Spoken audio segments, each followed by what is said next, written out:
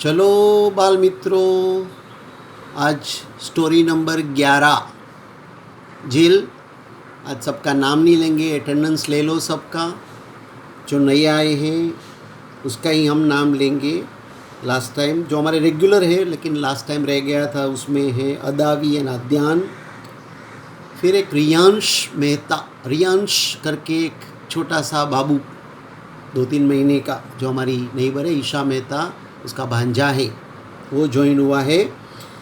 हमारी जल्पा बोरा पटनी करके एक पुरानी स्टूडेंट है, उसके 2 बच्चे लब्धि एंड निधान।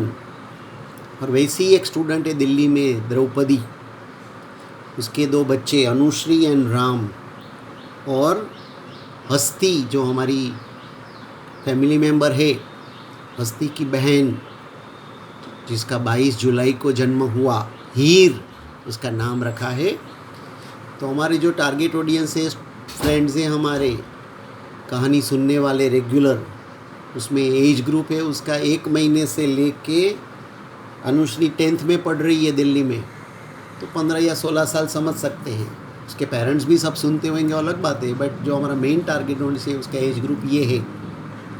और मैं हमेशा कहता हूँ और मानता हूँ कि छोटा बच्चा के पास आप वीडियो या कोई कहानी सुनाएंगे तो उसके ऊपर ज़रूर असर होती है। हमारे कुछ फ्रेंड्स ने हमको वीडियो शेयर करके बताया है। राधिका है, उसकी बेटी आत्मिका कैसी कहानी सुनती है। आरव गार्गी का बेटा है जो यूएस में है, कितना उछल कूद के साथ जो कहानी सुनता है। कियान हमारे सांता क्रूज में है, कियान, उसकी मम्मी भी रेगुलरली वीडियो शेयर करती रहती है। और भी बच्चे ऑडियो वीडियो के माध्यम से, उसके पेरेंट्स हमको मैसेज देते रहते हैं कि कितने इंटरेस्ट से उसके बच्चे कहानी सुनते हैं। शोभा बेन की पोती, ग्रैंड डॉटर आद्या, केला खाना शुरू कर दिया है। राम, द्रौपदी का बेटा, दिल्ली में रेगुलर केला खाने लगा है। अद्रित एंड दियान जो कोल्हापुर में है, सब रेगुलर केला खाने। आज भी चलो टेबल के ऊपर केला रखा है, सब ले लो एक एक, और छिलका डस्टबिन में डालने का वो भूलना नहीं है, वो याद हमेशा रखने का, ठीक है। तो मैं हमारे जो डॉक्टर फ्रेंड्स है, डॉक्टर दिलीप रायचूरा, डॉक्टर प्रकाश सूचक, डॉक्टर पार्थ माणेक और दूसरे भी जो डॉक्टर फ्रेंड्स है, उसको मैं पूछना चाहता हूँ कि जो मेरा मानना है वो बराबर है कि नहीं। छोटे बच्चे भी कहानी को रिस्पॉन्ड करेंगे, वो समझ नहीं पाएंगे लेकिन उसको पता चलता है। जैसे गर्भाशय में जो बच्चे पलते हैं तो भी उसके ऊपर असर होती है, ऐसा मेडिकल साइंस कहता है। तो यहाँ भी सुनते हैं, तो आप भी अपने बच्चों को कहानी सुनते सुनते वीडियो शेयर करते रहना, ठीक है। अगस्त महीना चल रहा है। अगस्त का महीना क्रांति का महीना माना जाता है भारत, और भारत के इतिहास में तो खास। हमारी आज़ादी भी हुई थी 15 अगस्त 1947, जो भी आएगा थोड़े दिनों में। हाँ, इवन हमारी स्वतंत्रता की लड़ाई भी गांधी जी और उसके पहले के भी जो लीडर्स थे वो अगस्त महीने में बहुत ज़ोर शोर से लड़ाई लड़ी हुई थी।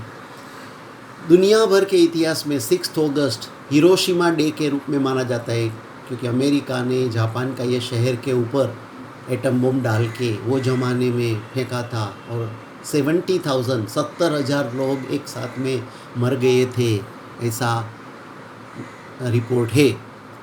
तो क्रांति का महीना है अगस्त। अगस्त दूसरी चीज़ों के लिए भी जाना जाता है। अगस्त फ्रेंडशिप डे, आपको मालूम है दुनिया भर में first Sunday of August is celebrated as friendship day. आप लोग भी रिबन बांधते होंगे। अगस्त महीने में रक्षाबंधन भी आती है, जन्माष्टमी भी नॉर्मली अगस्त महीने में आती है। तो अगस्त महीने में बहुत से त्यौहार आते हैं, बट फ्रेंडशिप डे भी आती है। और ये फ्रेंडशिप डे के महीने में ये आज की जो कहानी है वो भी फ्रेंडशिप के ऊपर है। वो मेरा दोस्त जो लिस्बन में है, मयूर पोपट, मेरे साथ पढ़ता था, हाँ, तो उसका जन्मदिन आ रहा है 11 अगस्त को। तो आज की कहानी उसके लिए स्पेशली, उनकी गिफ्ट के लिए, बर्थडे गिफ्ट के रूप में, और जो भी अगस्त महीने में जन्म हुआ है जिसका, वो सबको ये आज की कहानी आपके बर्थडे गिफ्ट समझ लेना, ठीक है।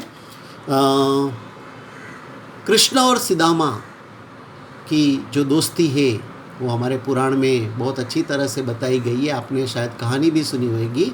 तो आज मैं कृष्ण और सुदामा की दोस्ती के बारे में મૈત્રીના બાબતમાં આપણે વાર્તા કહેશું। આજની वार्ता आपको मालूम है कि कृष्ण जब भी बचपन में छोटे थे तो उसके पेरेंट्स ने, उसके माँ बाप ने उसको सांदीपनी ऋषि के आश्रम में पढ़ाई के लिए भेजा था। काफ़ी सालों बच्चे उधर जाके रहते थे, घर पे नहीं, स्कूल में जाना नहीं, वहाँ जाके आश्रम में जाके पढ़ना, सीखना, गुरु की सेवा करना, उसका काम कर देना। तो पोरबंदर से एक सुदामा करके गरीब ब्राह्मण का बेटा भी उधर पढ़ाई करने आया था, सीखने के लिए आया था। और भी बच्चे थे, बट ये दोनों के बारे में हम बात करेंगे। सुदामा बहुत गरीब था, तो वो जमाने में कृष्ण और सुदामा ने बहुत मस्ती किया होगा आश्रम में। कृष्ण ने सुदामा की चीज़ें चोरी चोरी खाई भी होएगी, उसको सताया भी होएगा। हाँ, तो बाद में पढ़ाई करके सब लोग चले गए, कृष्ण अपने घर पे चला गया, सुदामा पोरबंदर में वापस चला गया। वो बेचारा गरीब का गरीब ही रह गया। कृष्ण बड़े होके द्वारिका के राजा बन गए, लेकिन अपने दोस्त को भूले नहीं।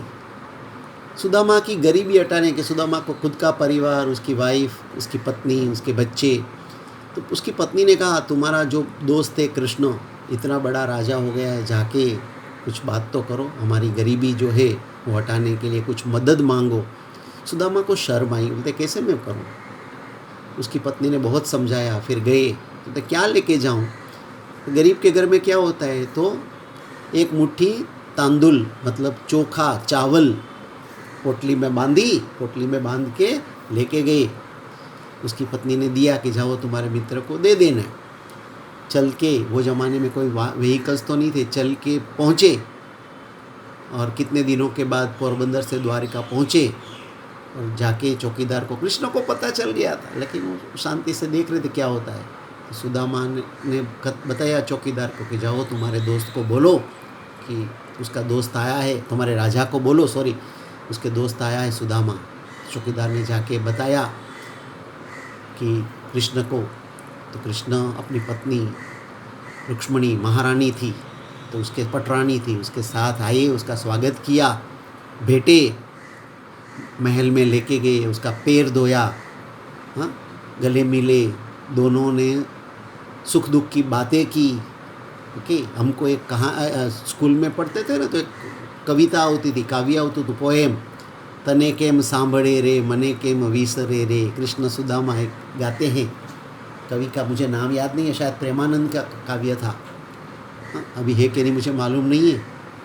तो काफ़ी दिन रहे, दोनों ने बहुत आनंद किया, सब नौकर चाकर, सब कृष्ण की और भी रानियाँ थी, सब देखते रह गए कि ये दोस्त क्या, रोज़ नए नए पकवान खिलाया, घुमाने के लिए लेके गए, मिठाई खिलाई। सुदामा की पोटली खुलती नहीं है। कृष्ण समझ गया कि मेरा दोस्त शर्माता है, और सुदामा को लगता है मैं कैसे दूँ ये, मैं गरीब हूँ, इतना बड़ा, ये मेरा इतना ध्यान रखता है, मुझे महल में रहता हूँ मैं इतने दिनों से। लेकिन कृष्ण ने मांग ही लिया कि दोस्त वो पोटली में क्या है। तो शर्माते शर्माते उसने बताया कि ये तुम्हारी भाभी ने भेजा है। वाह, लाओ लाओ लाओ। तो सब रानी और चौकीदार, सब सेवक, सब देखते रह गए। कृष्ण ने एक मुट्ठी भरी और तांदुल खाए, चावल खाए, दूसरी मुट्ठी में तो साफ कर दिया, किसी को पूछा भी नहीं कि तुम खाओगे।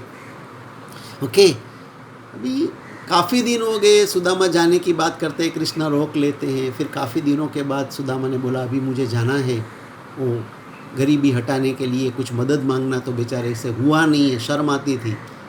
लेकिन ये तो कृष्ण है भाई, 3 लोक के स्वामी हैं, 3 भुवनों नाथ, हाँ, साक्षात परमात्मा, ये थोड़ा भूली जाए। सुदामा को विदाई देने के लिए वापस रुक्ष्मणी जी के साथ दरवाजे तक आए, उसको विदाई दिया। सुदामा अपने गांव पोरबंदर पहुँचे तो देखा तो उसकी जो कुटिया थी, झुपड़ी थी, गायब।